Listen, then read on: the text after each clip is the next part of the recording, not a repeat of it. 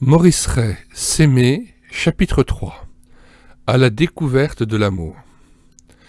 Découverte de la réalité, découverte de la vérité.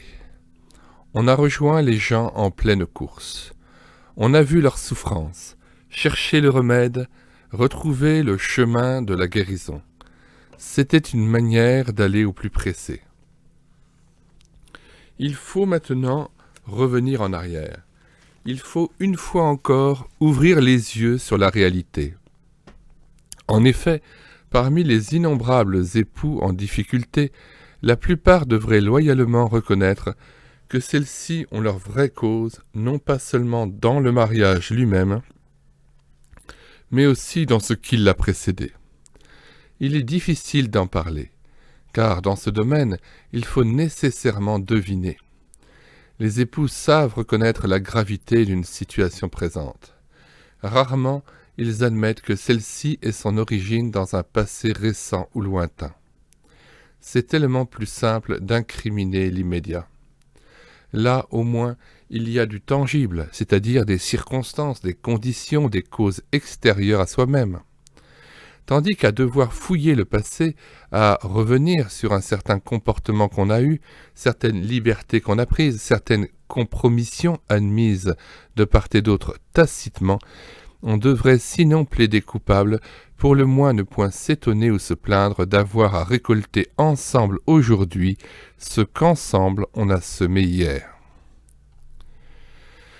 Pour une autre raison encore, il est difficile d'aller à la source du mal constaté, car ce n'est pas seulement inviter les époux à considérer ce que furent leurs fréquentations d'hier, c'est aussi parler aux jeunes qui aujourd'hui vont parcourir cette étape. Et nous le savons, le propre de la jeunesse, c'est de fuir les donneurs de conseils. Et pour le cas où elle les aurait entendus, c'est d'essayer de faire autrement parce que, aux yeux des jeunes, par principe, les aînés sont des gens qui ne comprennent pas grand-chose aux problèmes de la jeunesse. Et pourtant, ce serait un non-sens de méconnaître volontairement l'importance de la préparation au mariage. En effet, les lézardes d'une construction, avant d'être la conséquence d'un improbable tremblement de terre, ont plutôt leur origine dans les mauvaises fondations de cette maison.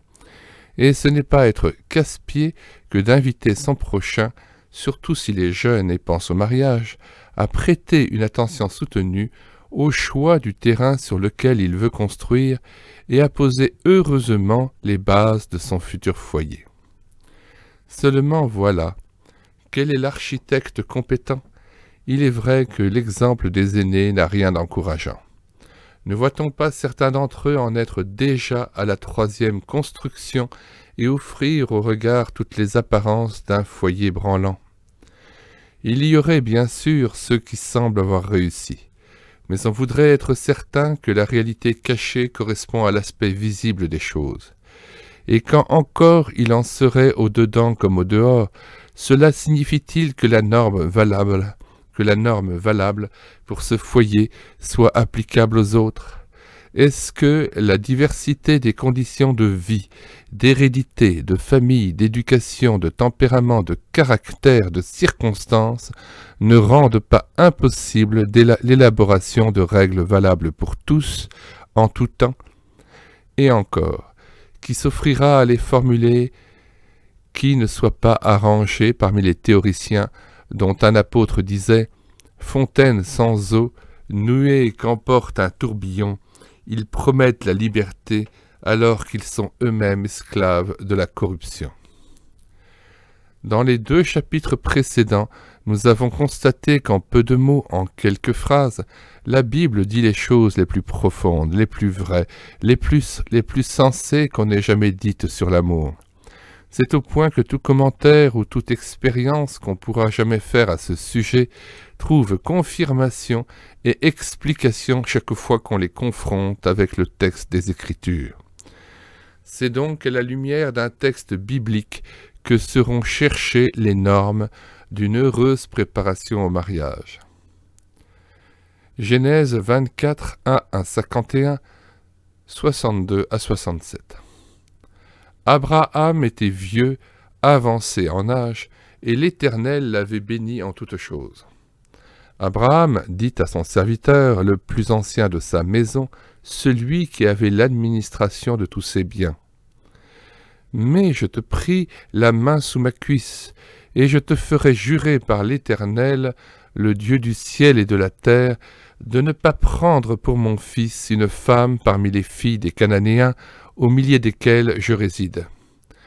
Mais tu iras dans mon pays, dans ma patrie, et tu y prendras une femme pour mon fils, pour Isaac. » Le serviteur lui répondit, « Peut-être cette femme ne voudra-t-elle pas me suivre dans ce pays-ci ? Devrais-je alors emmener ton fils dans le pays d'où tu es sorti ?» Abraham lui dit, « Garde-toi bien d'y amener mon fils. L'Éternel, le Dieu des cieux, qui m'a fait sortir de la maison de mon père et du pays de ma naissance, qui m'a parlé et qui m'a fait ce serment, je donnerai ce pays à ta postérité. L'Éternel enverra son ange devant toi, et tu prendras là une femme pour mon fils. Si la femme ne veut pas te suivre, tu seras dégagé du serment que je t'impose. Mais n'y conduis pas mon fils. » Alors le serviteur posa sa main sous la cuisse d'Abraham, son maître, et lui promit par serment ce qu'il lui avait demandé. Le serviteur prit 10 des chameaux de son maître, et il partit, emportant toutes sortes de biens que celui-ci lui avait remis. Il se leva donc, et il s'en alla en Mésopotamie à la ville de Nakor. Il fit reposer les chameaux hors de la ville, près d'un puits, vers le soir, à l'heure où les femmes sortent pour aller puiser de l'eau. Puis il dit, « Ô Éternel, Dieu de mon maître Abraham, fais-moi, je te prie, rencontrer aujourd'hui ce que je désire, et sois favorable à mon maître Abraham. Voici que je me tiens près de la source, et les filles des habitants de la ville vont sortir pour puiser de l'eau. Que la jeune fille à laquelle je dirai « Penche ta cruche, je te prie, afin que je boive », et qui répondra « Bois, et j'abreuverai aussi tes chameaux », soit celle que tu as destinée à ton serviteur Isaac. À cela je connaîtrai que tu as été favorable à mon maître. » Avant qu'il eût achevé de parler, il vit venir Rebecca, fille de Bethuel, fils de Milca, femme de Nakor, frère d'Abraham, avec sa cruche sur l'épaule.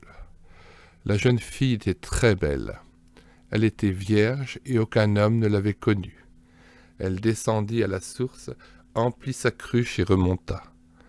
Alors le serviteur courut au-devant d'elle et lui dit « Permets que je boive un peu de l'eau de ta cruche. » Elle répondit « Bois, mon Seigneur. » Elle s'empressa de pencher sa cruche sur sa main et elle lui donna à boire.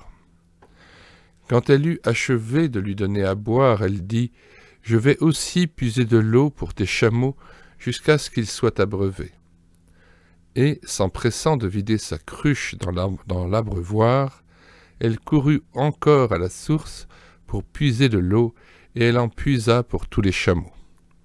Le serviteur la contemplait en silence, désireux de savoir si l'Éternel avait fait réussir son voyage ou non. Lorsque les chameaux eurent fini de boire, il prit un anneau d'or du poids d'un demi-cycle et 2 bracelets pesant 10 cycles d'or. Puis il dit « De qui es-tu la fille ? Apprends-le-moi, je te prie. Y a-t-il pour nous de la place dans la maison de ton père pour que nous y passions la nuit ?» Elle répondit « Je suis la fille de Bethuel, le fils de Milca qui l'a enfanté à Nakor. » Elle ajouta « Il y a chez nous de la paille et du fourrage en abondance, ainsi que de la place pour y passer la nuit. » Le serviteur s'inclina, se prosterna devant l'Éternel, et il dit « Béni soit l'Éternel, le Dieu d'Abraham, mon père, qui n'a pas cessé d'être pour mon maître miséricordieux et fidèle. Moi-même, pendant mon voyage, l'Éternel m'a guidé vers la maison des frères de mon maître. » Alors la jeune fille courut raconter à sa mère ce qui s'était passé. Rebecca avait un frère nommé Laban. Laban accourut au dehors vers cet homme près de la source. Après avoir vu l'anneau et les bracelets aux mains de sa sœur, et après avoir entendu les paroles de Rebecca, sa sœur, disant « Cet homme m'a parlé ainsi », il était allé vers cet homme. Il le trouva près des chameaux vers la source. Il lui dit « Entre, béni de l'Éternel, pourquoi restes-tu dehors? J'ai préparé la maison et une place pour les chameaux. » Le serviteur entra dans la maison. On déchargea les chameaux et on leur donna de la paille et du fourrage. On donna aussi de l'eau pour laver les pieds de l'homme et ceux des gens qui l'accompagnaient. Puis on lui servit à manger. Mais il dit « Je ne mangerai pas avant d'avoir dit ce que j'ai à dire. » Laban répondit « Parle. » Alors il dit « Je suis le serviteur d'Abraham. L'Éternel a comblé de bénédictions mon maître, qui est devenu puissant. Il lui a donné des brebis et des bœufs, de l'argent et de l'or, des serviteurs et des servantes, des chameaux et des ânes. Sarah, sa femme, a enfanté dans sa vieillesse un fils à mon maître, et celui-ci lui a donné tout ce qu'il possède. Mon maître m'a fait prêter serment en disant « Tu ne prendras point pour mon fils une femme parmi les Cananéens, dans le pays desquels je réside. Mais tu iras dans la maison de mon père, dans ma famille, et tu y prendras une femme pour mon fils. » Je lui répondis, « Peut-être la femme ne voudra-t-elle pas me suivre ?» Il me dit, « L'Éternel, dans la voie duquel j'ai toujours marché, enverra son ange avec toi. Tu seras dégagé du serment que je te dis de prêter quand tu auras visité ma famille. Si on n'accepte pas ta demande, tu seras dégagé du serment que tu me fais. » Or, en arrivant aujourd'hui à la source, j'ai dit, « Ô Éternel, Dieu de mon maître Abraham, daigne faire réussir le voyage que j'ai entrepris. Me voici, je me tiens près de sa source. Que la jeune fille qui sortira pour puiser de l'eau et à qui je dirai « Donne-moi, je te prie, à boire un peu de l'eau de ta cruche » et qui me répondra « Bois toi-même, et j'en puiserai aussi pour tes chameaux », que cette jeune fille devienne la femme destinée par l'Éternel au fils de mon maître. » Avant d'avoir achevé de parler ainsi en moi-même, j'ai vu venir Rebecca avec sa cruche sur l'épaule. Elle est descendue à la source et a puisé de l'eau. Je lui ai dit « Donne-moi à boire, je te prie. » Elle s'est empressée d'abaisser sa cruche de dessus son épaule, et elle m'a dit « Bois, et j'abreuverai aussi tes chameaux. » J'ai donc bu, et elle a fait boire aussi les chameaux. Puis je l'ai interrogée, et je lui ai demandé « De qui es-tu la fille ?» Elle a répondu « Je suis la fille de Bethuel, fils de Nachor, que Milca lui a enfanté. » Alors j'ai mis l'anneau à ses narines, et les bracelets à ses mains. Ensuite je me suis incliné et prosterné devant l'Éternel, et j'ai béni l'Éternel, le Dieu de mon maître Abraham, qui m'a conduit dans le vrai chemin, en me faisant choisir pour son fils la fille du frère de mon maître. Et maintenant, si vous voulez user de bonté et de fidélité à l'égard de mon maître, déclarez-le-moi, sinon dites-le-moi aussi, et je me tournerai à droite ou à gauche. » Laban et Bethuel répondirent en ces termes. « La chose vient de l'Éternel, nous ne pouvons te dire ni mal ni bien. Voici Rebecca qui est là devant toi. Prends-la et pars, et qu'elle devienne la femme du fils de ton maître, comme l'Éternel l'a dit. » Isaac revenait du puits appelé le vivant qui me voit, car il demeurait dans le pays du Midi. Comme il était sorti vers le soir pour méditer dans les champs, Isaac leva les yeux et il vit des chameaux qui s'avançaient. Rebecca, levant aussi les yeux, aperçut Isaac, et elle sauta à bas de son chameau. Elle dit au serviteur, « Qui est cet homme qui vient dans les champs au-devant de nous ?» Le serviteur répondit, « C'est mon maître. » Alors elle prit son voile et s'en couvrit. Le serviteur raconta à Isaac ce qu'il avait fait. Puis Isaac conduisit Rebecca dans la tente de Sarah sa mère. Il prit Rebecca pour femme, et il l'aima. Ainsi Isaac fut consolé de la mort de sa mère. Le choix de ce texte pourrait étonner. Qu'y a-t-il de commun en effet entre les conditions de vie et les circonstances d'un Isaac ou d'une Rebecca et celles du jeune homme ou de la jeune fille de ce XXe siècle? S'il s'agissait d'établir des comparaisons, peut-être bien que l'histoire de ce couple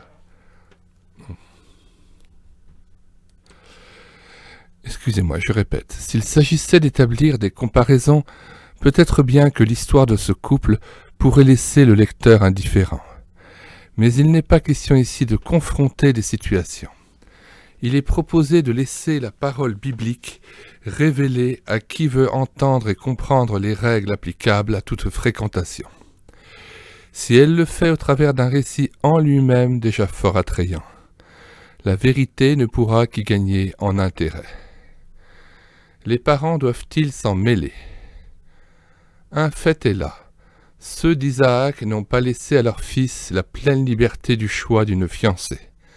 Ils en ont fait une affaire de famille où le vieux serviteur jouera même un rôle prépondérant. Cela pourrait faire sourire, à moins qu'on croie devoir crier au scandale.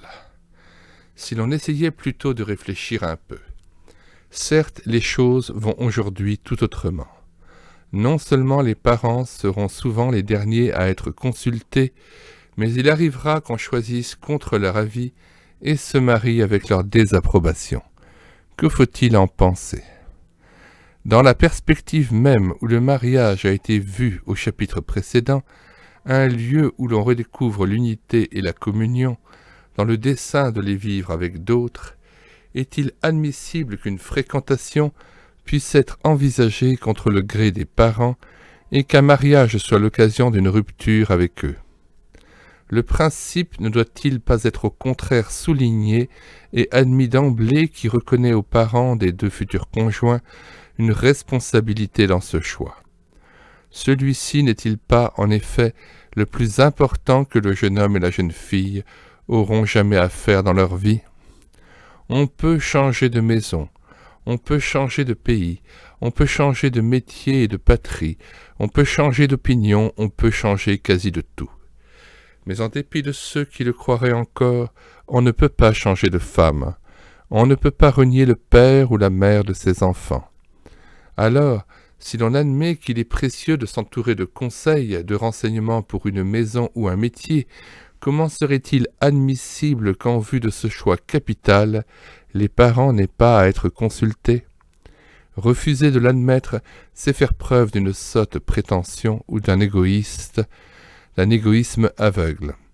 Et que ce soit l'un ou l'autre, ils font augurer des choses peu réjouissantes pour l'heure où les fiancés, devenus mari et femme, auront à cueillir les fruits de leur suffisance. Car elle en portera nécessairement, et on n'a jamais vu qu'il soit succulent. Au surplus, n'est-il pas désirable que les relations de famille, si précieuses aux futurs époux, connaissent d'emblée cet accord, ce respect mutuel, cette affection que le temps fortifiera au fur et à mesure des fréquentations et transformera en un authentique amour filial entre les parents et la nouvelle ou le nouveau venu au foyer. Ce sont aussi les enfants de ce futur foyer qui auront à bénéficier ou à pâtir de ces relations et de la valeur qu'on y attachera. Car comment concevoir une affection heureuse entre grands-parents et petits-enfants, alors que subsisterait une faille douloureuse entre parents et grands-parents? Ce consentement familial est donc un aspect du cours normal des choses, et il est toujours souhaitable que fiançailles et mariages se fassent avec le plein consentement des familles des deux époux. Il est du devoir du jeune homme et de la jeune fille de les consulter, c'est seulement après l'avoir fait qu'ils peuvent s'engager plus avant sur le chemin des fréquentations. À cela, il y aurait d'autres raisons encore auxquelles parents et jeunes gens feraient bien de prêter attention. La responsabilité de parents n'est pas celle de restaurateur.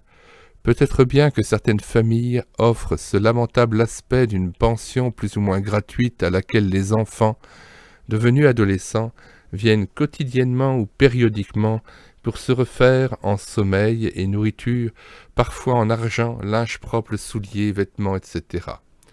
Après quoi les jeunes en font à leur guise, et les vieux n'ont qu'à se contenter et garder pour eux leur réflexion s'ils avaient le mauvais goût d'en vouloir faire.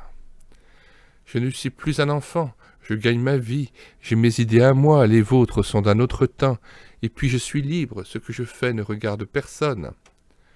Ainsi se résument les propos tenus par des jeunes à leurs parents inquiets devant certaines sorties tardives, inquiets aussi lorsqu'ils voient quelle compagne ou compagnon leurs parents rejoint au cours de week-end en chalet ou camping. Un tel comportement est une forme de chantage. Que les bêtes s'intéressent à leur progéniture jusqu'à l'heure où celle-ci sera assez grande pour se retirer d'affaires seules, cela s'explique. Ce sont des bêtes. Mais que des jeunes ramènent le rôle des parents à celui-là, et que des parents y consentent allègrement, cela s'explique mal, sinon par un oubli total du sens de la responsabilité mutuelle et des conditions de cette solidarité. Vae soli, malheur à l'homme seul, dit l'Ecclésiaste. On pourrait traduire aussi malheur à l'individualiste. Sans doute, le choix d'une compagne ou d'un compagnon est-il d'abord de la responsabilité du jeune homme ou de la jeune fille. Mais dans ce choix, les parents ont leur mot à dire, car la paternité ne s'arrête pas avec l'âge de la majorité de l'enfant. À cette heure-là, elle prend sans doute d'autres formes, mais le fond reste le même. Dans le cadre de la famille, encore plus qu'ailleurs, l'homme est appelé à porter le fardeau des autres comme à partager ses choix. Dans le respect de la personnalité de chacun des membres de la famille, il est appelé à veiller sur les autres, à les avertir des dangers qu'ils pourraient aveuglément courir personnellement ou faire courir à l'ensemble de la communauté familiale. Une fréquentation est précisément une de ces occasions où la responsabilité et la solidarité communautaire sont appelées à jouer leur rôle d'adjuvant. S'y soustraire volontairement, c'est porter atteinte à ce sens familial. C'est manquer de cet élémentaire respect qu'on doit aux autres, à leurs pensées et à leurs sentiments. Et cela est d'autant plus grave qu'on prétend justement agrandir cette communauté et introduire un membre nouveau tout en formant avec celui-ci une communauté nouvelle. On ne peut nier d'un côté ce que l'on affirme de l'autre. Céder à cette contradiction serait, pour reprendre le mot de l'apôtre, promettre la liberté alors qu'on est esclave de la corruption. Et le jeune homme ou la jeune fille qui en prendrait délibérément le parti aurait, un jour ou l'autre, à le regretter. Car les parents peuvent avoir de justes raisons de s'opposer à une liaison. On dit l'amour aveugle. Il l'est dans la mesure où l'émoi du cœur lié parfois à celui des sens ont fait taire toute intelligence et précipite deux jeunes dans un amour qui ne voit pas ses graves faiblesses et n'en prendra conscience qu'à l'heure où il sera trop tard pour revenir en arrière. À moins que, par nécessité, les jeunes aient dû prendre cette attitude de résistance aux parents. La famille d'Abraham, Eliezer compris, était en chacun de ses membres liée par un amour qui avait sa source en Dieu. Leur solidarité tenait à la foi qui les animait personnellement. Ils se savaient ensemble gardés et conduits, d'où la confiance que suscita communément la démarche d'un seul. Le texte dit qu'Abraham en prit l'initiative, tout laisse supposer, quand même cela n'est pas écrit, qu'Isaac y souscrit librement.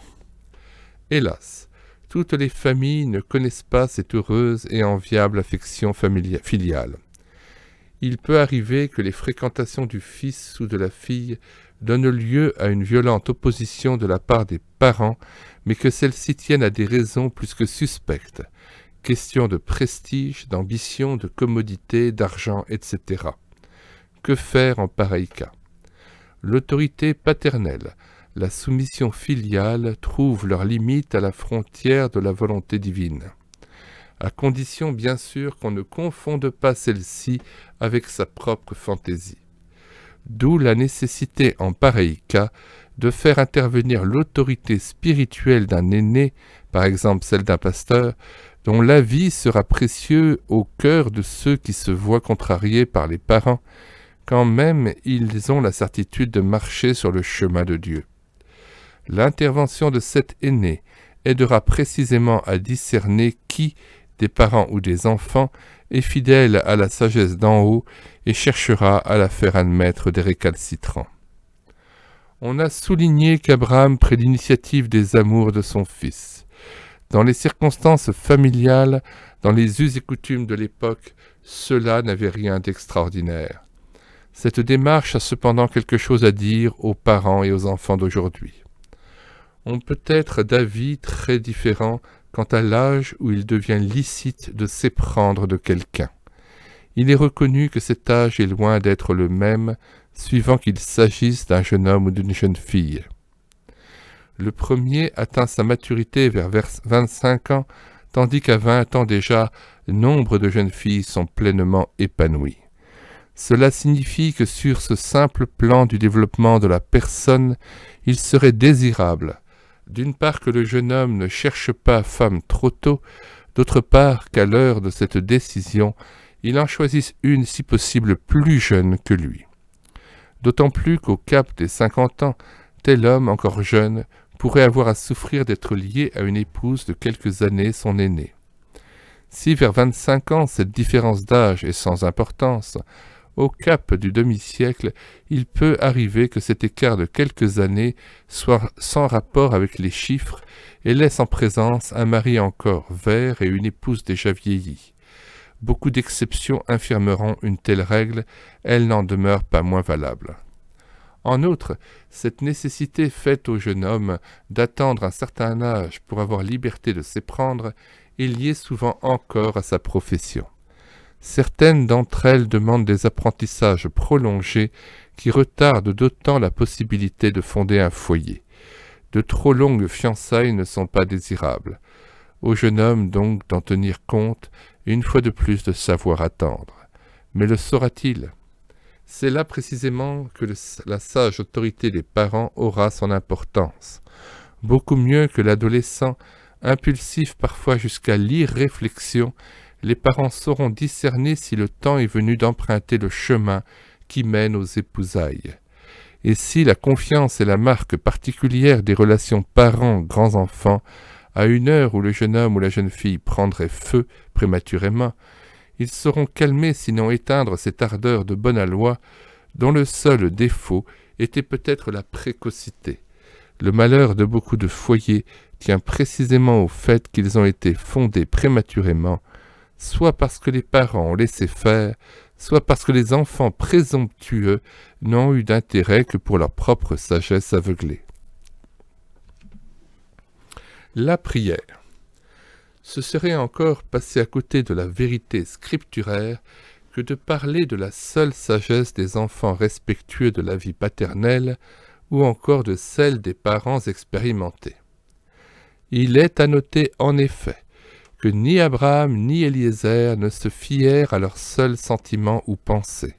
Au contraire, ils donnent à Isaac l'exemple d'une attitude précise non pas à l'heure du choix seulement, mais longtemps avant celui-ci, il prie.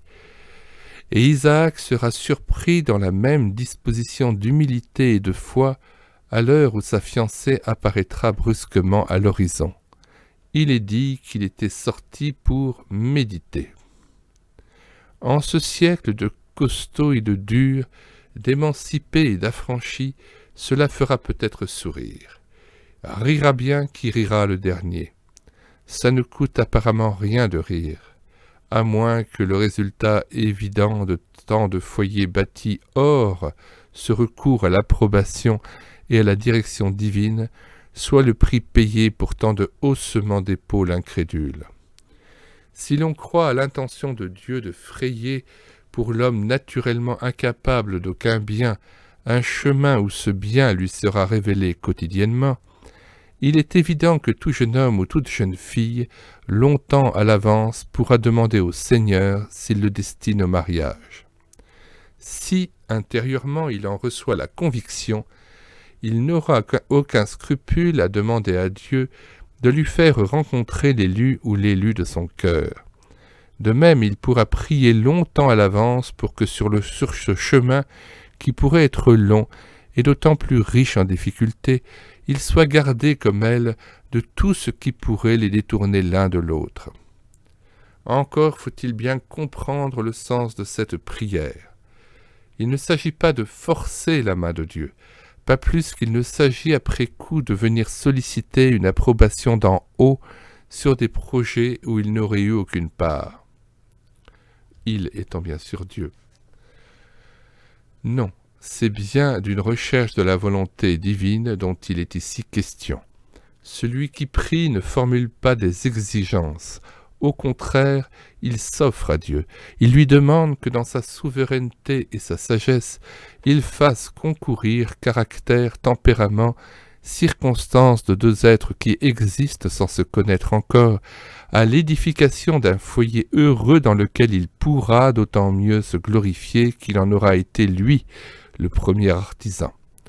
Et ce que l'Écriture souligne encore, c'est que les membres de la famille, eux aussi intéressés à cette réussite, ont à prendre leur part dans cette intercession. Raison de plus pour qu'à l'heure du choix, celui-ci s'opère en plein accord avec eux. Les questions pratiques. On croit par trop facilement que la vraie spiritualité détache l'homme des réalités de ce monde. Rien n'est plus faux. Le chrétien peut avoir la tête dans le ciel, mais l'Évangile lui-même lui fait un devoir premier d'avoir les deux pieds sur la terre. La démarche d'Abraham, prolongée par celle d'Éliézer, en sont la démonstration. C'est dans son pays qu'il envoie le serviteur chercher femme pour son fils. Cette précaution est certainement liée à une autre grande sagesse. L'homme est marqué par le pays dans lequel il est né.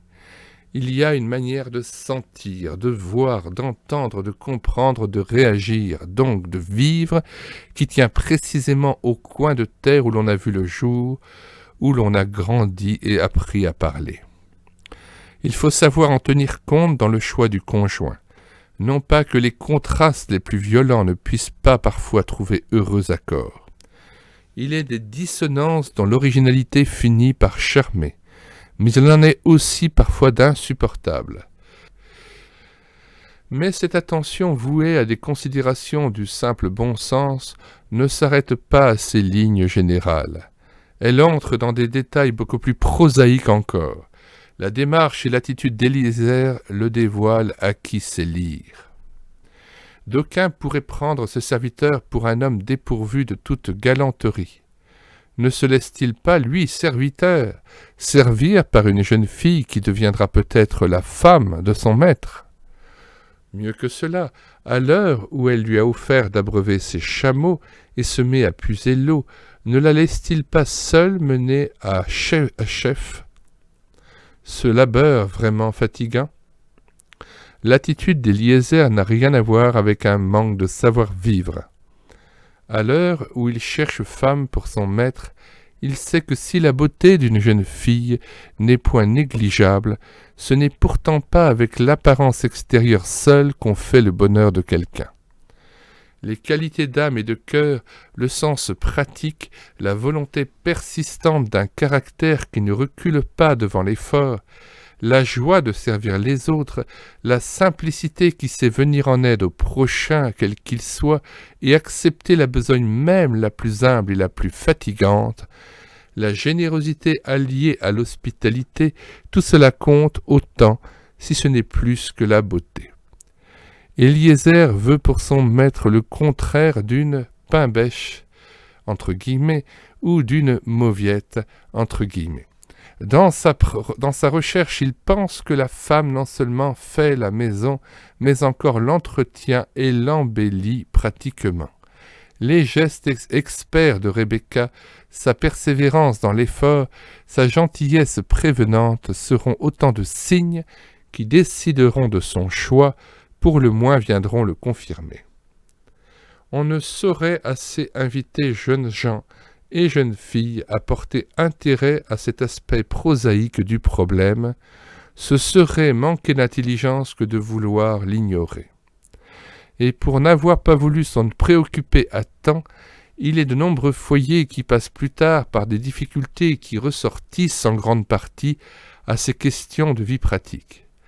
Elles prennent d'autant plus d'importance que la situation économique du foyer est plus précaire. Il faut souvent tout le savoir-faire, toute l'ingéniosité et la volonté persévérante des conjoints pour doubler financièrement certains caps périlleux. Que de naufrages dus à l'incompétence, à l'absence d'une volonté un peu tenace. Combien aussi de voies d'eau dans la barque familiale, parce que l'époux, mais surtout l'épouse, n'a aucun sens pratique, connaît mieux la dactylographie que la tenue économique d'un ménage, sait manier avec plus de dextérité la lime à ongles que l'aiguille à raccommodage. Des ongles propres n'ont jamais gâté une main. Tant mieux si la femme connaît la sténo ou la dactylographie. L'instruction est un bagage d'autant plus agréable qu'il ne nécessite aucun effort supplémentaire pour le porter. Cependant, savoir mettre la main à tout reste une qualité indispensable à l'heureuse marche du foyer, quitte à s'y user les ongles. On peut en dire autant de toutes les connaissances artistiques, littéraires, musicales, dont peut faire état telle jeune fille cultivée. Mais si choisie pour sa culture, sitôt installée à son ménage, l'épouse met tremper les pâtes avant de les cuire, confond le miel et l'encaustique, se montre incapable de mettre une pièce à un tablier, bref, c'est tout sauf être pratique, même si le mari gagne suffisamment pour combler les trous faits au budget par cette ignorance doublée parfois de paresse, il y aura suffisamment de détails malheureux et d'occasions de les souligner pour que bientôt grincent les simples rouages de ce foyer. Eliezer était intelligent, qui, avant de choisir, regardait faire. Mariage mixte. Il ne suffit pas de prêter à Abraham et Eliezer ses seules intentions pratiques. Si le patriarche envoie dans son pays son serviteur choisir femme pour son fils, il a besoin de préciser « Tu ne prendras point pour mon fils une femme parmi les filles des Cananéens. » Il y attache même une telle importance qu'il le fait jurer par serment de respecter cet ordre. 20 siècles plus tard, l'apôtre Paul le respectera encore quand il écrira aux Corinthiens « Mariez-vous selon le Seigneur ». Tout ce qui a été dit dans le chapitre précédent sur l'unité impossible entre époux, dont le cœur ne serait pas habité par le Saint-Esprit, fera comprendre l'importance de cet ordre. Le mariage entre un chrétien fervent et un païen est une désobéissance. Le chrétien qui y consent doit s'attendre à des difficultés qui ne tiendront pas nécessairement à la volonté du conjoint païen, mais au fait que tout être qui n'est pas sous l'autorité du Christ demeure par nature esclave de lui-même, de ce monde et de Satan qui en reste le prince. Épouser un ou une incrédule, c'est s'exposer volontairement à la souffrance qui en résultera. À noter que cette question d'unité dans la foi est, hélas, fort souvent la dernière qu'examinent les jeunes qui sortent ensemble. À l'heure où ils découvrent que l'un d'eux est un païen, ce qui ne veut pas nécessairement dire une âme sans croyance religieuse, mais ce qui signifie en tout cas une âme que le Christ n'a point encore régénérée, le cœur est souvent déjà trop attaché pour qu'il puisse songer à rompre. Et c'est ainsi que d'innombrables foyers se fondent hors de la volonté divine, pour le moins sans les conditions premières qui, selon cette volonté, devaient assurer le bonheur aux époux. Si c'est la jeune fille qui est la cananéenne, la difficulté peut rapidement trouver sa solution, car le jeune homme animé de l'esprit du Christ aura tôt fait de conduire celle dont il s'était pris à la découverte du Christ ressuscité.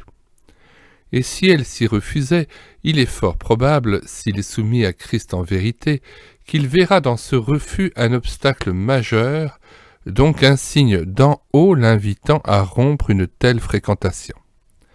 Si c'est le jeune homme qui est cananéen, entre guillemets, la ferme attitude de la jeune fille peut amener ce jeune homme sur le chemin de la foi. Cela est d'autant plus souhaitable que, hors la foi en Christ, son mari ne pourra jamais être son véritable chef, entre guillemets. Si elle l'épouse, elle peut s'attendre à toute la souffrance qui résultera de cette union mal fondée. Il se peut que par suite d'une vocation personnelle, elle puisse accepter d'assumer les risques d'un mariage fait dans de telles conditions. Mais alors, elle ne saurait se révolter si, à la place du bonheur espéré, elle devait connaître les vicissitudes d'une union imparfaite. À ce risque, aux conséquences souvent trop lourdes à porter, ne faut-il pas préférer la ferme attitude, fruit d'une foi vivante, si clairement démontrée par le témoignage qu'en donne la lettre ci-dessous. Il y a 10 ans, je priais Dieu de mettre sur ma route un jeune homme au corps pur comme le mien, qui un jour serait mon mari. Mais en ce temps-là, j'avais 17 ans, je ne pensais pas lui demander aussi qu'il soit chrétien, car je connaissais le monde trop mal, et je pensais que tous étaient vraiment des chrétiens. Un jour, ce jeune homme sérieux est venu, mais bien vite j'ai senti qu'il ne connaissait pas Dieu, ou du moins très mal. Quelques mois se sont écoulés sans que je sache que faire. Je priais pour moi, et je demandais conseil à Dieu. Puis je priais pour lui, je demandais à Dieu de l'appeler, afin qu'il devienne aussi un vrai chrétien. Et quand nous parlions, je faisais de mon mieux pour lui expliquer quelques passages de la Bible. Je choisissais toujours là où je pensais que la parole de Dieu pourrait l'atteindre. Mais mes paroles s'envolaient comme feuilles mortes dans le vent. Pourtant je priais toujours, je suppliais le Seigneur de venir à mon secours, car je savais qu'il viendrait, il me l'avait promis. Demandez et l'on vous donnera.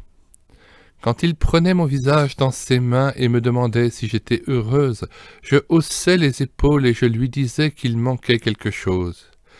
Il m'aimait beaucoup et m'était fidèle, mais quelque chose manquait. Et ce quelque chose, c'était l'essentiel, Jésus-Christ. Son esprit manquait dans le cœur de mon fiancé, et voilà d'où venait le mal qui nous séparait toujours. Sans Dieu, une union ne peut jamais être parfaitement heureuse. 3 ans ont passé, je priais toujours et cela n'importe où car j'étais à bout de force. Les nuits sans sommeil se succédaient, je ne pouvais plus manger, je me sentais souvent mal au bureau et les larmes coulaient trop facilement. Mais ma foi m'aidait à tout supporter car je savais que le moment était venu. Je savais que cette année-là, je devais partir 2 semaines en vacances. Je sentais que Dieu me disait que je devais quitter mon fiancé quelques jours. Nous avons eu d'amères discussions et les larmes n'ont rien embelli. Je n'avais jamais passé mes vacances ailleurs qu'auprès de mes parents, mais cette année-là, je devais partir beaucoup plus loin. C'était un ordre de Dieu et je voulais l'exécuter. À force de le dire à mon fiancé, il dut se résoudre à me laisser partir. C'était ou l'heure de la décision ou l'heure de la rupture. Dieu a exaucé mes prières, et à mon retour sur le quai de la gare, j'ai trouvé mon fiancé transformé avec un regard clair, un visage nouveau. Oh, je bénissais Dieu pour la grâce immense qu'il m'accordait. Mais là, ce n'était que le début d'une vie nouvelle, et je devais agir sans retard. Je lui ai acheté une Bible en français, nous sommes d'origine suisse-allemande. Je lui ai apporté mon livre de catéchisme et les études ont commencé. Ce n'était pas facile, mais Dieu était avec nous, et une fois de plus, il a été bon envers nous. Une série d'évangélisations a été organisée à l'endroit où il habite. J'ai dit à mon fiancé, « Chérie, tu iras ». Il y a été, et en quelques jours, il a compris clairement ce que j'avais mis des semaines à lui expliquer imparfaitement. Abraham était sage, qui faisait promettre par serment à Eliezer de choisir pour son fils une épouse de son pays, ce qui signifiait aussi de la même confession. Mariage à l'essai. Il y a dans l'aventure amoureuse d'Isaac et de Rebecca quelque chose qui, aux yeux de beaucoup, pourrait paraître assez extraordinaire. Il est dit en toutes lettres, la jeune fille était très belle, elle était vierge. Et comme si l'auteur du texte sacré craignait qu'on n'ait pas compris ou qu'on restât incrédule, il prend soin de préciser « aucun homme ne l'avait connue ». Cette simple précision vaut son pesant d'or, quand même d'aucuns penseraient que M. Lapalisse eût fait remarque semblable. Mais n'aurait-elle pas paru originale à beaucoup ? Car il ne fait mystère pour personne qu'aujourd'hui, comme dans certaines comédies, on a changé tout ça. Assez rares sont ceux qui arrivent vierges au mariage. Une opinion communément répandue voudrait même qu'on ne se marie en aucun cas avant d'avoir essayé. Que recouvre cette sagesse précautionneuse ? D'abord est-elle sagesse ou simplement aberration ? Pour le discerner, il importe de savoir à quel mobile obéissent ceux qui la préconisent. Elle ressortit d'abord à une forme d'impatience. La réalité sexuelle n'est pas un vain mot, et il est certaines heures, chez le jeune homme en particulier, où elle se laisse difficilement oublier. Images, littérature, promiscuité au travail, et dans les loisirs, habillement, comportement de ceux qui nous entourent, tout contribue à affaiblir cette maîtrise de soi qu'on souhaiterait garder. Céder à cette sollicitation, ce serait donc perdre sa liberté. C'est bien la démonstration qu'en donnent ceux qui y ont succombé. Et leur prétendue sagesse n'est qu'une manière simpliste de justifier devant les autres ou à leurs propres yeux et à leur faiblesse et l'asservissement qui en est résulté. Cette prétendue sagesse est aussi l'expression d'une fausse compréhension de la sexualité. Oubliant que la puissance sexuelle est donnée à l'homme et à la femme en vue de la communion de l'amour, elle la détourne de ce but pour en faire une recherche égoïste d'un plaisir sans doute partagé, mais qui ne reste pas moins individuel. Le flirt en est un exemple. Chacun ne sert qu'au plaisir de l'autre dans un jeu qui n'engage en rien et ne dure que le temps qu'on veut bien lui consacrer. Cela peut aller du simple baiser à la caresse la plus osée, en attendant le moment où l'exaspération des sens réclamera leur assouvissement. Cela peut finir par l'avilissement complet, payant ou non, la prostitution. Sans doute, derrière ce jeu impatient, il peut y avoir un réel désir d'aimer. La fin d'amour, qui est aussi besoin de tendresse, d'affection, d'échange, de dons, est profondément enracinée au cœur de tout être normalement constitué. Mais est-ce une raison pour la satisfaire à n'importe quelle condition ? On peut avoir une grande soif, et pourtant, au lieu de boire l'eau stagnante du fossé, savoir attendre l'heure où l'on se trouvera devant la source fraîche. Plein de bon sens réaliste, Luther le disait déjà, « Prendre femme, c'est vite fait. L'aimer toujours est une autre affaire. » Il est vrai que la fausse sagesse tient en réserve de plus subtils arguments. Elle fait sourdre dans le cœur du jeune homme ou dans celui de la jeune fille une sorte de peur. Étalant sous leurs yeux d'innombrables échecs que rien ne laissait prévoir, elle leur laisse entendre que ces échecs ont leur vraie cause dans l'inexpérience des conjoints. La trappe est on ne peut plus grossière. Elle confond volontairement ignorance et inexpérience. Un simple exemple fera comprendre la sottise de l'argumentation. Il existe des écoles de puériculture, mais dans aucune de ces écoles on ne demande à la jeune fille qui se prépare à la maternité de commencer par mettre au monde un enfant. Avec un peu plus d'intelligence, on remédie à son inexpérience en l'instruisant, sachant qu'au jour de la grossesse, de l'enfantement, de l'allaitement, elle tirera heureux parti de l'enseignement reçu. Et la bonne mine des enfants d'aujourd'hui démontre la valeur de cet enseignement. Qu'on enseigne donc jeunes gens et jeunes filles, mais qu'on ne vienne pas leur soutenir qu'à moins d'avoir essayé, ils n'ont aucune garantie de réussir. Il y a des enfants que les soins les plus entendus laissent délicats, voire chétifs. Ce peut être une épreuve dans la vie des parents. Leur unité peut s'affermir d'avoir à la porter. L'accord physique, en dépit de tous les enseignements, peut être aussi difficile à trouver et l'expérience, 100 fois répétée, peut parfois n'y rien changer. Loin d'en être dangereusement ébranlée, l'unité des époux peut trouver dans cette épreuve même source d'approfondissement. Ce qui revient à dire que l'expérience prétendue nécessaire, voire indispensable, préconisée aujourd'hui sous le nom de mariage à l'essai, n'est qu'une argumentation commode inventée par ceux qui cherchent une justification à leur conduite présente ou passée. Et la Bible, interrogée à ce sujet, trace aux jeunes gens et jeunes filles un chemin sans équivoque.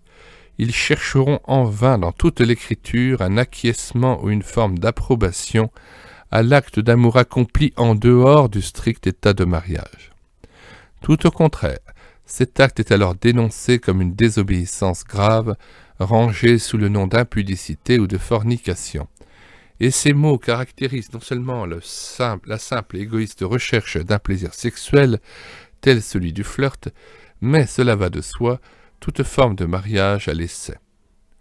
Est-ce là une étroitesse intolérable en notre monde dit civilisé, progressiste et évolué?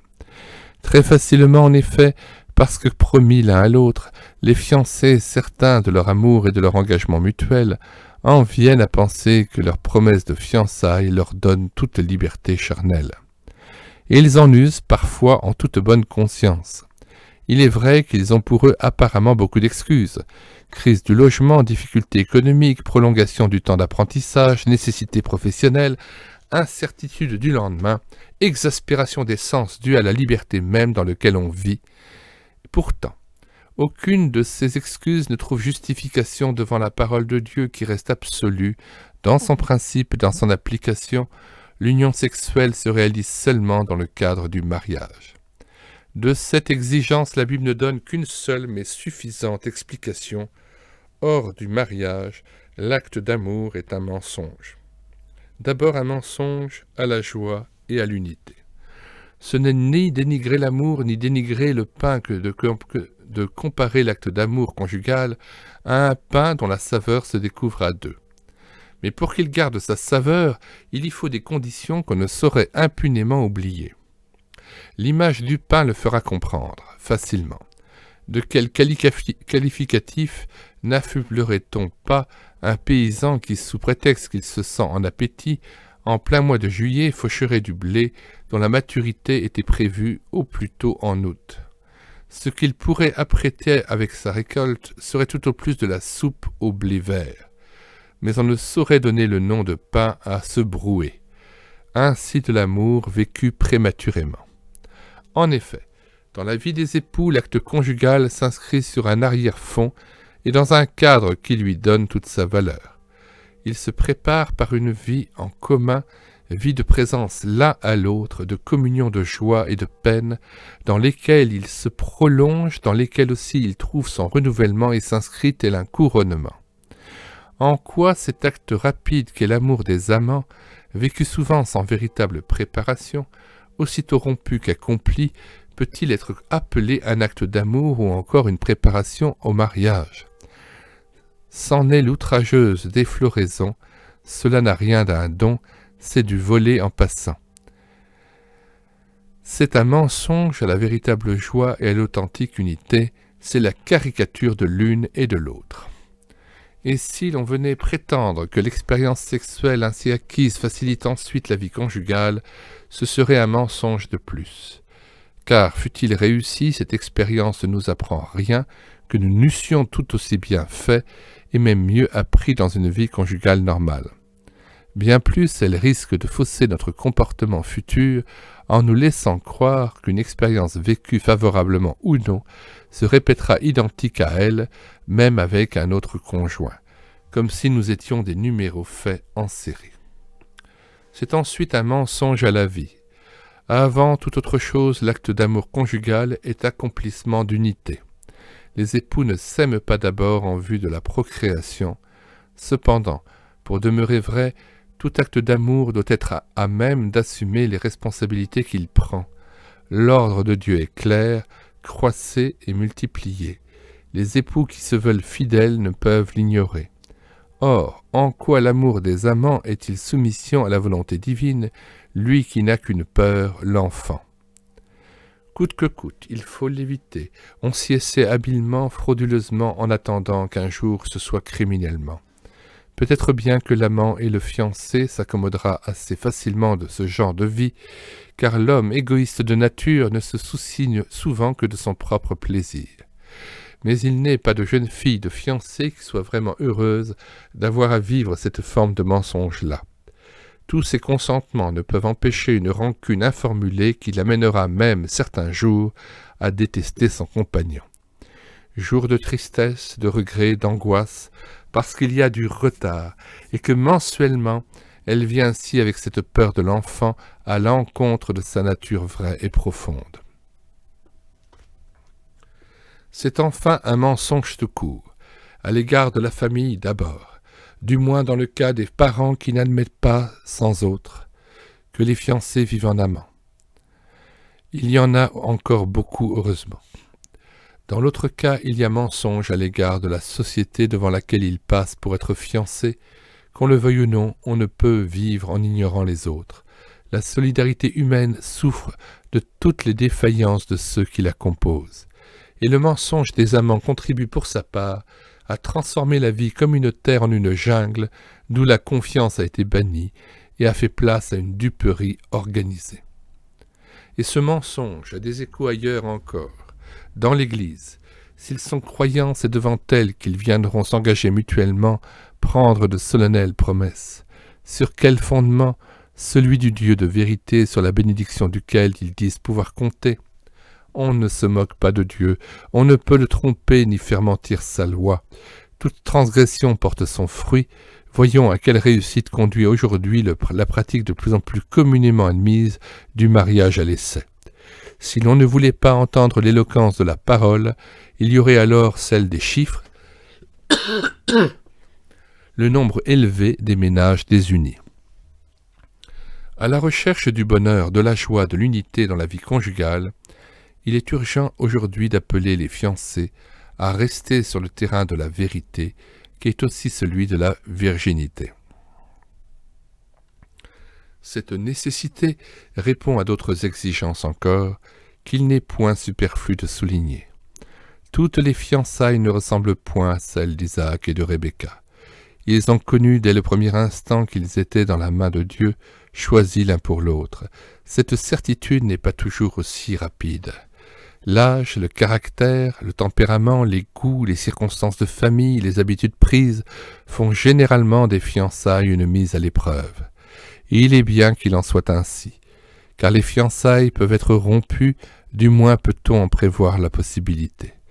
En réservant au mariage le don total des époux l'un à l'autre, les fiancés laissent à toute rupture son caractère de loyauté. Si d'emblée, les étapes d'une vraie préparation sont bousculées pour ne faire place qu'à la découverte brutale et passionnée de la joie physique de l'amour, toutes les données sont faussées, y compris celles de cette joie prématurément découverte. On a non seulement devancé les temps, on a commis l'irréparable. On a perdu la liberté de se choisir, de reconnaître qu'en réalité et sur tous les plans, on était fait pour être un. Ayant perdu la maîtrise des sens, on est aveuglé, on ne sait plus, on ne voit plus qui est l'autre en vérité. On le connaît dans son corps, mais précisément on le connaît superficiellement. L'enchantement physique occupe si largement l'avant-plan qu'on ne discerne plus très bien ce qu'il recouvre. La salutaire épreuve des fiançailles, qui aurait dû faire découvrir la nécessité d'une rupture, conduit inexorablement les amants au mariage. D'autant plus si un enfant a été conçu. Il arrivera alors que l'épreuve vienne après. C'est après les premiers mois de mariage que se manifestera enfin la vérité. On dira qu'il y a incompatibilité d'humeur. C'est une manière commode de ne pas avouer qu'on s'est trompé. Les époux deviendront des aigris qui ne se supportent, à moins qu'ils n'échappent l'un à l'autre par la fausse sortie du divorce. Les grandes victimes seront les enfants. Au temps des prétendues fiançailles, ce n'est surtout pas à eux qu'on avait pensé. Quant à imaginer une rupture avant le mariage, alors même qu'on aurait déjà tout consommé, cela est certes concevable. Mais à qui fera-t-on croire que c'est la manière recommandable de se préparer au mariage? car s'ils venaient à rompre, dans quelle situation se trouveraient alors ces deux amants? Est-ce que le fruit auquel ils ont goûté n'a pas éveillé en eux des appétits qui subsistent après leur rupture? Ne seront-ils pas voués dès lors à des tentations assez fortes pour les entraîner vers une vie où l'amour risque de faire place à l'aventure? Est-ce que la vérité du choix n'est pas ôtée précisément parce qu'on n'a plus que des restes à offrir? Et comment demander aux successeurs de vous respecter? La Bible sait ce qu'elle dit quand elle nomme mensonge et impudicité toute relation sexuelle même entre fiancés. La vraie préparation au mariage et son accomplissement. Apparemment, l'histoire d'Isaac et de Rebecca n'a rien à nous apprendre sur cette face importante de la question. On pourrait cependant s'arrêter longtemps à l'expression que la Bible emploie pour désigner l'intimité qui scelle les époux l'un à l'autre. Cette expression tient en un seul mot, connaître. La Genèse dit « Adam connut Ève ». Ce verbe est très suggestif. Le chemin qu'il trace, il faut le parcourir étape par étape, avec sagesse, avec délicatesse. La première étape est celle où l'on fait connaissance. Lui et elle sont pour l'instant hors de toute préoccupation matrimoniale. Ils se trouvent mutuellement sympathiques. Ils ont simplement du plaisir à se retrouver, rien de plus. Pourtant, dès ce point de départ, ils n'auront pas exactement la même attitude. Lui sait qu'il doit choisir. Elle sait qu'elle sera choisie. Cela fait toute la différence. Car, avant même que rien n'ait traversé son esprit à lui, elle se sera déjà demandé « est-ce lui ?» Elle aurait grand tort de le lui montrer, car rien n'est plus farouche que cette volonté qu'il garde très profonde en lui d'être celui qui choisit. Mais réciproquement, dans cette connaissance encore désintéressée qu'ils ont l'un de l'autre, sous le couvert de la camaraderie et de l'amitié, il pourrait lui faire souvent beaucoup de tort en lui laissant croire que le choix est en train de s'opérer. Il est des paroles et des gestes dont il doit s'abstenir sous peine de voir, par sa seule faute à lui, l'imagination de cette camarade s'échauffer un brin et donner à la réalité une tonalité que lui n'avait pas prévue. Il est juste de remarquer qu'en ce choix, la jeune fille détient pourtant nombre d'atouts en main. Reste à savoir comment elle en usera. Il faut crier casse-cou à celle qui croit gagner la partie et éclabousser les autres concurrentes en jouant d'une certaine carte qu'elle sait haute en couleur, le sex appeal. Si c'est sur ce plan-là qu'elle l'a emporté, il est à craindre que sa victoire soit de courte durée. Un proverbe dit qui se ressemble s'assemble. Dans le filet qu'elle a tendu consciemment viendra se prendre un certain genre de poisson. L'attrait physique ayant épuisé ses possibilités, que restera-t-il entre ceux dont l'attirance réciproque était fondée d'abord sur cette base bien fragile et parfois singulièrement passagère? Non pas qu'il faille tenir pour rien cette attirance physique elle-même, l'attrait sensuel est une des composantes de l'unité. Il a son rôle à jouer, et il faudrait crier casse-cou tout aussi fort aux jeunes qui prétendraient n'en pas vouloir tenir compte. Il est un moyen très simple de décerner les vrais mobiles d'une attirance réciproque. Il faut se demander quelle partie de notre être s'émeuve dans le souvenir ou la présence de celle ou celui dont on est pris. Si seule l'essence y trouvait leur compte, il y aurait lieu de mettre beaucoup de points d'interrogation devant cette aventure. Il y aurait tout lieu de penser que c'en est une. Le chemin où elle nous mène prendrait donc la direction opposée à celle du mariage heureux. Mais, si le premier baiser échangé était l'expression d'une certitude d'unité qui permette de faire des plans d'avenir, l'étape suivante est celle où l'on va, chaque jour davantage, apprendre à se connaître. Beaucoup d'époux s'ennuient ensemble et finissent par devenir insupportables l'un à l'autre. C'est qu'ils ont négligé cette deuxième étape de préparation au mariage. Le temps qu'ils avaient à disposition aurait dû faire place à autre chose encore qu'aux caresses et aux baisers. La joie d'une vie commune tient à un échange de pensées, d'impressions, de sentiments sur les 1001 sujets de réflexion et d'engagement que comporte l'existence. Dans la nature, il est des couleurs et des formes qui ne vont absolument pas ensemble.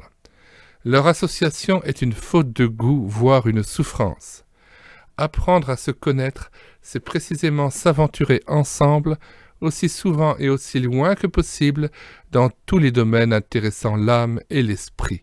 C'est aussi discerner si nos réactions seront, oui ou non, facteurs d'unité. Mais si cette investigation revêt quelque importance, celle-ci est encore minime comparée à la découverte qu'il faut faire du vrai caractère de celui ou de celle qu'on aime. Car beaucoup de pensées ou de sentiments qu'on prétend avoir ou défendre ne sont parfois que beaux atours habillant vilain caractère. C'est lui qu'il faut mettre à nu, qu'il faut donc éprouver et en quelque sorte obliger à se montrer. Car si rien n'est plus modifiable qu'une théorie, et à 20 ans il arrive qu'on en change aussi souvent que de chemise, par contre rien n'est plus fidèle à soi-même que le caractère. Il imprime sa marque profonde et durable à tout ce qui est pensé, dit, senti et accompli.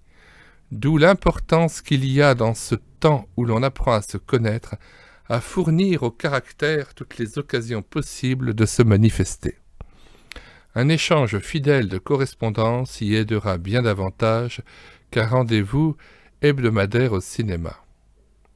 La vie des conjoints est faite d'une trame souvent des plus ordinaires. Loisirs, vacances, randonnées n'en sont souvent que les ornements très occasionnels.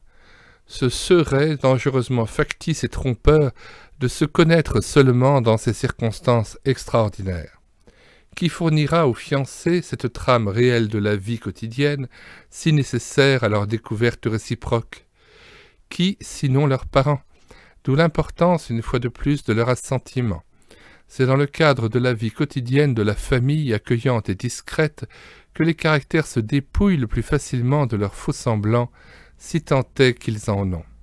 Car dans une famille, on rencontre des adultes et souvent aussi des enfants plus jeunes que les amoureux eux-mêmes. Il y a même parfois des petits-enfants, et le comportement des fiancés dans le cadre de cette famille dira au jeune homme et à ses parents beaucoup de choses sur le caractère de cette future épouse, mère, belle-fille et belle-sœur, comme il apprendra à la jeune fille et à sa famille beaucoup de choses sur le caractère de ce futur époux, père, beau-fils et beau-frère. La vie est faite avant tout de ses relations avec le prochain et non d'une unité de vue sur les matchs de hockey, les films de la série rose ou les concerts d'abonnement. Ce qui n'empêche nullement ceux qui apprennent à se connaître de sonder mutuellement leurs goûts artistiques, littéraires ou sportifs. Mais ce qui donnera à cette connaissance sa valeur la plus authentique, c'est la foi. C'est le fait qu'en toute liberté et simplicité, elle et lui d'emblée chercheront la volonté divine à leur égard. Cette découverte est d'abord le fruit d'une prière personnelle. Les amoureux se garderont d'en faire trop tôt une prière commune. Car, sans qu'ils s'en doutent toujours, cette volonté de rechercher en commun la volonté de Dieu à leur égard pourrait être un piège où, sous prétexte de soumission à l'esprit, c'est finalement la chair seule qui risquerait d'y trouver son compte. On dit avec raison, qui veut faire l'ange fait la bête. Cette connaissance saura être graduelle dans les libertés qu'elle s'octroie jusque sur le plan de la prière. Elle saura l'être également sur le plan de la sensualité. La connaissance acquise ne peut demeurer toujours celle des yeux, de l'intelligence et du cœur. Elle offre de plus grandes libertés où le toucher réclame bientôt sa part. Qui aura la sagesse de ne point brûler les étapes?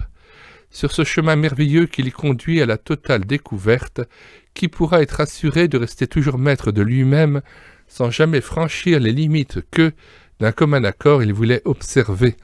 Ceux-là seuls qui en auront très loyalement et très clairement parlé. Car il faut en avoir parlé, et puis il faut en avoir pris ensemble la résolution, c'est un précieux adjuvant. Mais cela ne suffit pas encore. L'esprit est bien disposé, mais la chair est faible. La maîtrise de soi n'est jamais présentée dans la Bible comme une vertu naturelle, elle est un fruit de l'esprit, Il faut donc la demander, la vouloir, s'offrir aussi à la recevoir en s'abstenant volontairement de ce qui pourrait l'empêcher de croître ou encore l'abîmer quand elle nous a été donnée. Et il faut rester humain et clairvoyant, de trop longues fréquentations peuvent devenir une tentation. La sagesse inspirée d'en haut saura donc faire connaître aux fiancés obligés de retarder leur mariage qu'ils doivent ralentir singulièrement le rythme de leur connaissance, au besoin l'interrompre intelligemment par une séparation avec par exemple le séjour de l'un des deux à l'étranger. Certes, cela ne sera pas toujours possible. Que faire en ce cas-là ? Ce sont des questions matérielles qui empêchent les jeunes de clore à temps l'étape des fiançailles. Qu'ils discernent si cette question matérielle ne pourrait pas trouver solution dans une installation un peu plus modeste. Peut-être pourrait-il être secondé.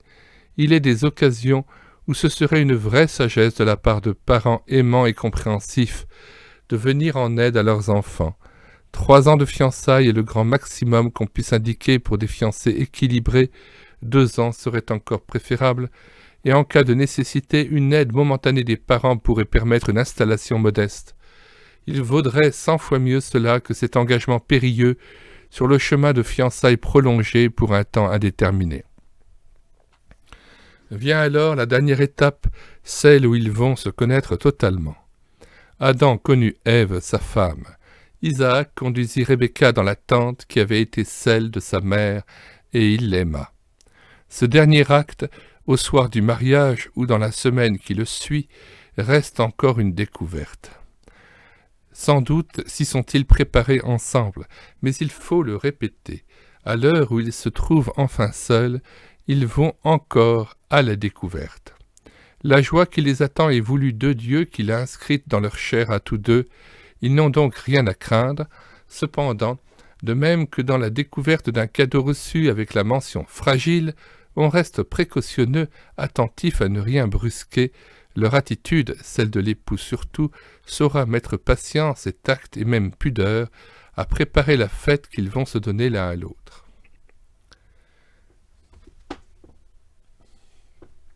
Les fêtes publiques débutent dans les éclats cuivrés d'une fanfare. Ici, rien de semblable. La fête est celle de l'intimité de 2 êtres en qui l'amour chante, l'esprit, l'âme et le corps étant parfaitement à l'unisson. La violence des accents, la brusquerie des gestes doivent en être bannis, et la douceur et la tendresse doivent donner le ton, et à l'heure même où l'accord trouvera sa plénitude, garder à son intonation cette forme de très grande tendresse. L'esprit, l'âme et l'esprit doivent être présents à ce jeu. Les mots doux ainsi que les gestes délicats leur aideront à participer à la fête. C'est à l'époux que revient l'honneur et la responsabilité de mener le jeu. Son impatiente virilité doit plus que jamais se réserver et se contenir, car il ne lui appartient pas pour l'instant de penser à lui. Non, c'est pour elle qu'il est là. Et ce corps offert enfin à tout son regard, à toute sa caresse, le corps de celle qui va devenir sa femme, il doit le préparer. Et cette préparation est sa responsabilité à lui, c'est le soin qu'il aura mis à le faire qui permettra que dans un instant, elle l'accueille avec un vrai désir. Lui est prêt d'emblée à manifester toute sa puissance d'homme. Elle n'en est qu'au prélude. Sa chair, si désirée soit-elle à s'offrir, demande encore à être éveillée. Elle peut ne pas l'être totalement à la première rencontre. S'il le faut, qu'il patiente jusqu'à l'instant où sous les caresses qu'instinctivement il aura su découvrir, auxquelles elle aura su l'inviter, elle pourra, l'hymen ayant été rompu, devenir enfin sa femme, fondue en lui, tandis qu'il l'ensemence de toute sa virilité. Enlacés dans une totale unité, ils connaissent la joie d'un accomplissement qui touche à quelque chose que Dieu a fait et les conduit ensemble, comme toute œuvre de Dieu, vers un sentiment de plénitude en même temps que de repos et de complet renouvellement. Ils sont à toujours une seule chair, ils ne sauraient l'exprimer, ils le savent tout simplement. Dans l'apaisement retrouvé, ils savent aussi qu'il y a le gage et la promesse de nouvelles fêtes, et que celles-ci, dans la communion du Dieu qui fait toutes choses nouvelles, offriront à chaque fois le même émerveillement. Qui dit accomplissement ne dit pas achèvement. En réalité, leur vie à deux commence. C'est une nouvelle étape qui, comme les précédentes, demande de la part de tous deux une forte volonté de se connaître, de s'unir. Car, en dépit de ce qu'ils pourraient croire, ils ne se connaissent pas encore. Ils sont maintenant unis dans une volonté totale et profonde d'unité. Le fondement en a été posé, mais elle est encore à réaliser. Et chaque jour qui passe va être l'occasion de ce labeur. Il nécessitera beaucoup d'entretien, sera parfois l'occasion de heurts, il n'y a pas lieu de s'en alarmer. Le pire qui puisse arriver serait que pour éviter ceci, l'un des époux en vienne à se taire, à se renfermer. L'unité donnée sera maintenue à ce prix, qu'ils continuent à rester ouverts l'un à l'autre, car si l'un venait à dire de l'autre « il ne me comprend plus », c'est que l'unité serait rompue. Ce ne sont pas les divergences ou même les heurts qui ruinent l'unité, c'est le cœur et l'esprit fermés aux pensées et aux sentiments de l'autre. Dès l'instant où les réactions de l'un laisseraient l'autre indifférent, il y aurait péril en la demeure.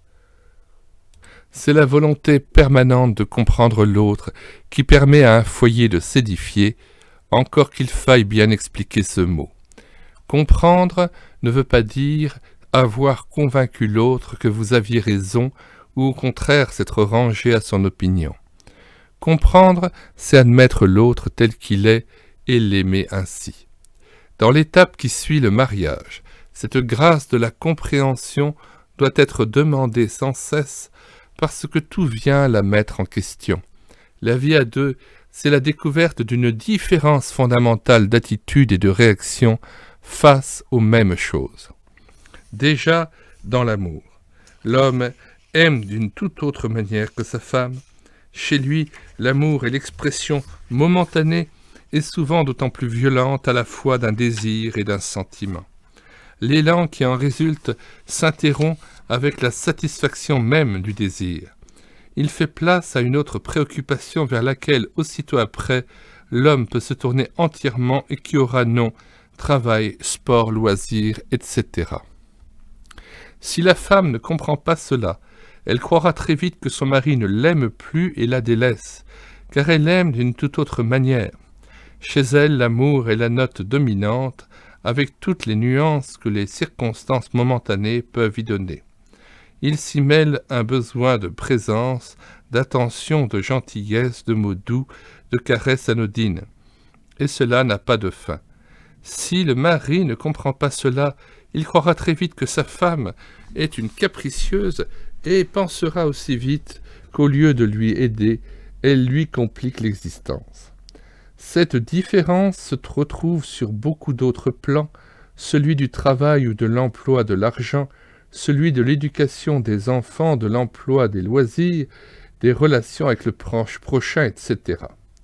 L'absence d'une volonté de compréhension conduit très rapidement les époux hors de l'unité. S'ils en prennent leur parti, ils vivent bientôt côte à côte et toutes leurs relations s'en trouvent faussées. Les lettres citées dans la première partie de ce livre sont le témoignage douloureusement éloquent de la déconvenue qui peut faire suite à un mariage très heureux. Comment l'éviter ? Il faut redire ici ce qui a déjà été démontré plus haut. La vraie connaissance reste liée à la présence de Dieu au foyer, à l'autorité qu'il y exerce. Comment en effet connaître l'autre et le comprendre alors qu'on ne se connaît pas soi-même et qu'on reste le premier étonné de ses propres réactions. La parole de Saint-Exupéry, si souvent citée, est ici parfaitement à sa place. S'aimer, ce n'est pas se regarder l'un l'autre, c'est regarder ensemble dans la même direction. On ne se connaît soi-même qu'en face du Christ, c'est lui qui explique l'homme à lui-même et lui donne en même temps de comprendre le prochain. Sur le chemin de la connaissance, c'est la présence du Christ recherchée par la prière, écoutée dans sa parole et obéie avec le secours de l'Esprit qui donnera aux époux cette compréhension faite de patience, de pardon, d'amour réciproquement accordé. Il ne se passera pas de jour où, à cause d'une parole, d'un regard, d'un geste, d'un oubli, d'un silence, il n'est à se reconnaître véritablement différent. Mais par la grâce du Seigneur qui les aime précisément tels qu'ils sont, ils connaîtront alors que de tout ce mal qu'ils auraient pu se faire, Dieu tire beaucoup de bien.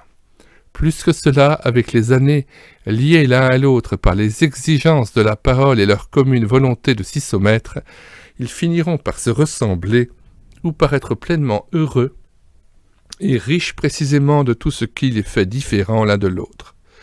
L'amour du Christ a agi, ils s'aiment malgré eux, leur unité est une communion, le Christ vivant en est à toujours le garant.